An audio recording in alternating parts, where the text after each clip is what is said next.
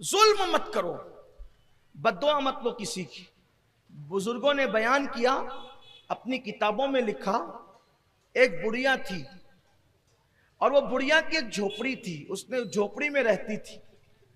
आजकल हम देख रहे हैं अपने मालेगांव शहर में भी मालदार लोग गरीबों को दबाते हैं, ताकतवर लोग गरीबों को दबाते हैं, बिलखुसूस थोड़े से जिनको अल्लाह ताकत और कुव्वत देता है कमजोरों को दबाते हैं।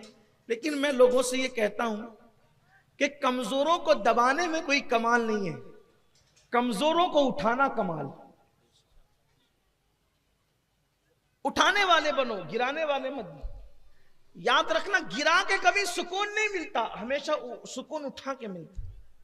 किसी को दुख देकर कभी सुकून नहीं मिलता, हमेशा सुख देकर सुकून मिलता है।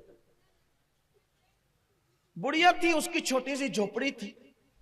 एक बादशाह को ख्याल आया कि मैंने कोई महल बनाना है अपना। महल के लिए अपने नौकरों से कहा, सिपाह से कहा, मेरा महल बनाना चाहता हूं नया। जमीन देखो। जमीन देखने वहां क्या मामला था, कोई खरीदी बिक्री तो करनी नहीं थी, पूरी सल्तनत बादशाह की थी।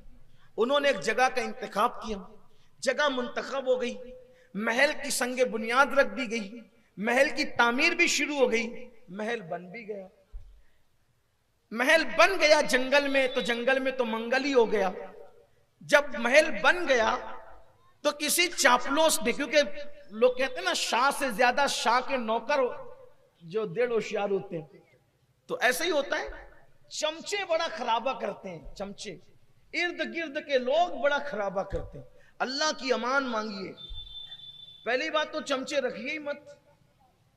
मालदारों के इर्द गिर्द तो हो ही जाते हैं, मालदारों के इर्द गिर्द हो जाएंगे, ताकतवरों के इर्द गिर्द हो जाएंगे,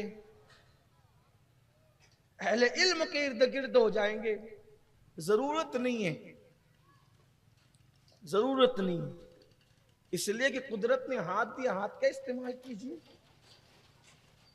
दुनिया से अगर चमचे खत्म हो जाएं तो दुनिया से झगड़े खत्म हो। हाँ, चमचों से खाने वालों के मुंह जलते हैं, मुंह याद रखना। इसलिए कि हाथ से खाओगे ना तो हाथ बताएगा कि कितना गरम है कि नहीं गरम है, चमचा कभी नहीं बताएगा। चमचे ने तो बताना ही नहीं, कि उसका काम ही नहीं। वो तो चमचा रहता कुछ है, बताता कुछ। चमचे की तारीफ ही है। इसलिए आप घर में हो तो भी चमचे मत पालो। कुछ सास लोग ऐसी होती है जो कुछ बहुओं को चम्मच बनाकर रखती है, उनकी भी जरूरत नहीं, हंसने की बात नहीं है। कुछ लीडरान ऐसे होते हैं जो लोगों को चमचे बना के रखते हैं, कुछ अहले इल्म ऐसे होते हैं जो कुछ लोगों को चमचे बना के रखते हैं। इनकी जरूरत नहीं है, समाज को जरूरत नहीं। चमचा कभी नहीं बताएगा कि खाना गर्म है, आप मुंह में डालेंगे तो आपका मुंह जल ही जाना है। हाथ बताएगा। अब हाथ क्यों बताएगा? क्योंकि हाथ आपके जिस्म का एक हिस्सा है और उसको आपसे हमदर्दी है। चमचे को आपसे क्या हमदर्दी है? ना वो आपके जिस्म का हिस्सा है, ना वो आपके वजूद का हिस्सा है। वो तो बना किसी और फैक्ट्री में, आप बने कहीं और है। बहरहाल अब मैं चमचे पर ही बात करूं तो भी कुछ चमचों को भी बुरा लगेगा ना, तो छोड़ दीजिए, बात तवील ना हो। तो बादशाह के किसी चमचे ने कहा, बादशाह आपका महल तो बड़ा खूबसूरत है, लेकिन ये बाजू में ये बुढ़िया की झोपड़ी जरा अच्छी नहीं लगती, ये झोपड़ी अच्छी नहीं लगती। बादशाह ने कहा कोई बात नहीं। अब बादशाह के लिए क्या था झोपड़ी हटाना। बादशाह जो ठहरा, बादशाह ने कहा बुढ़िया को बुलाओ। बुढ़िया को बुलाया।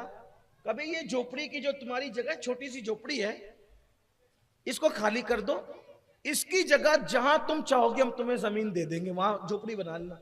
यहां मखमल में टाट का पेवन लग रही है आपकी झोपड़ी, हटाओ यहां से।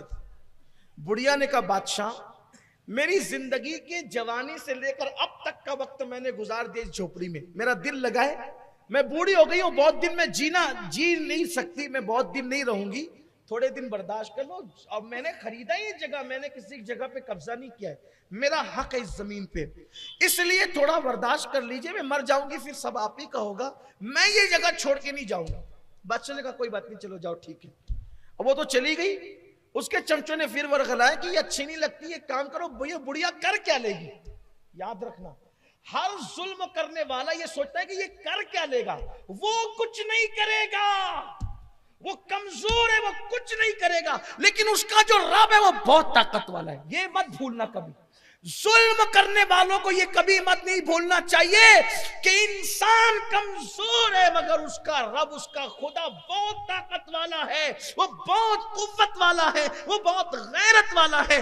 बुढ़िया के मुतालिक चमचोने का वो कर क्या लेगी? बादशाह बहकाए में कहा तोड़ो उसकी झोपड़ी। उसकी झोपड़ी तोड़ दी। बुढ़िया भीख मांगने गई थी, जब वापस आई तो देखा कि झोपड़ी नहीं है।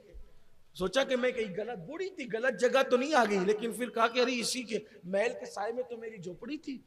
तोड़ दी इन लोगों ने। खुदा का करना, झोपड़ी का टूटना था कि बरसात शुरू हो गई।